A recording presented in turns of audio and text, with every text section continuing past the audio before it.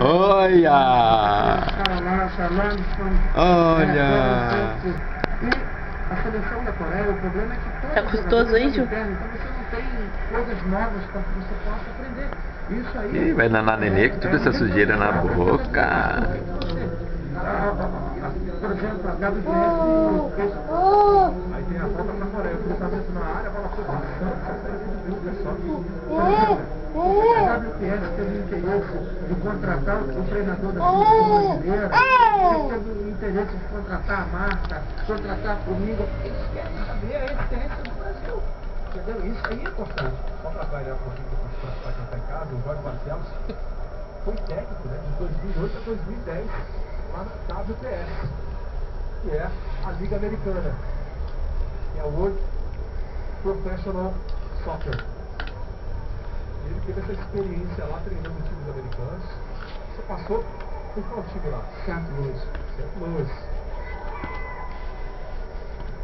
Ele que havia sido no ano anterior o técnico da seleção brasileira em 2007.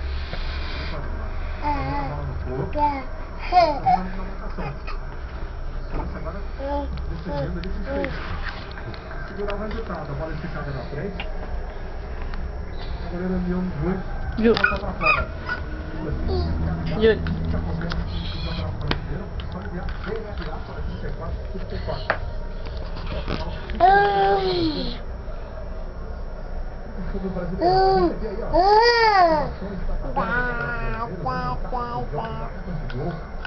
Mandar pra Flávia, né? Hã? Okay.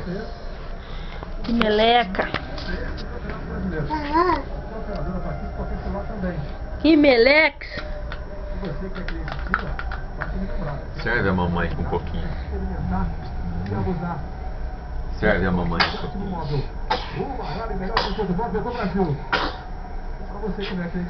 Espirrou e parece que essa não é. Ai, bebê! Cadê meu bebê?